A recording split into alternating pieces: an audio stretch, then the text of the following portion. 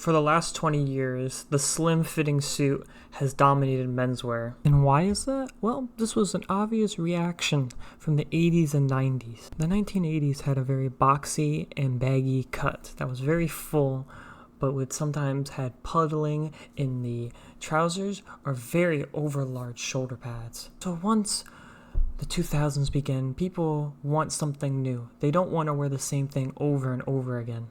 And thus a change was made to go from boxy and baggy to slim and tailored.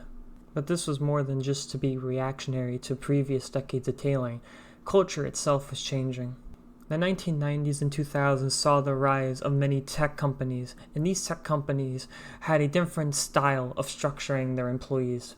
Look at 1950s IBM, then look at 2000s Google. One, everyone is wearing a suit and tie and is very uniform, while the other one is more independent and has more free spirit. Could the traditional uniform, a suit and tie, work with a free-spirited enterprise like Google? I don't think it would work. Maybe for more high-end chief executive officers. Now that you only have the CEOs buying suits and ties, what about the 90% of where your sales were coming from, which was the day-to-day man, because this was his uniform? So the slim fit stated reason was to be a reaction to the 80s and 90s tailoring. The true reason was that retailers and resellers of these garments were losing money. Think of all the money that is put into making a suit and making hundreds upon hundreds of them. You have to have the labor, you have to get the material, you have to transport it, you have to find people who to sell it, you have to understand how you will be making your profit.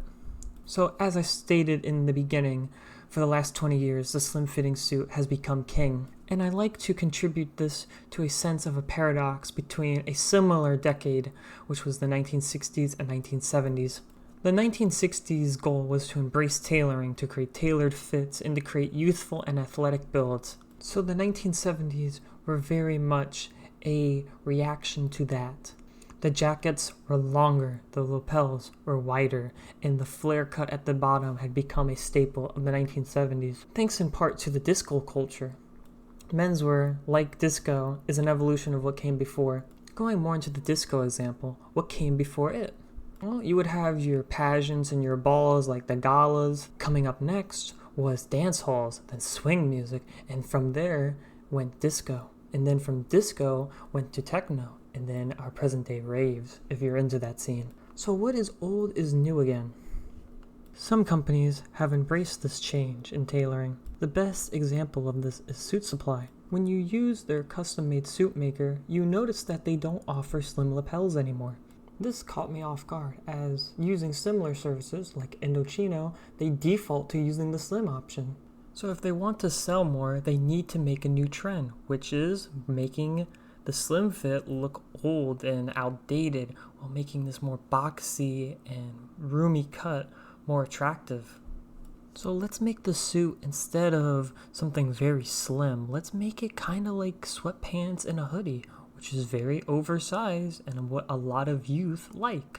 The question now is will this trend not bite them in the rear end? Because now, if they make the wide fit trend popular, they're using more materials, and that would go against, the current culture of only wearing a suit formally at the business office or on a date. And to some, the slim look looks more formal than something that is oversized and boxy. But let's see what the 2020s and the 2030s will have for us in the future.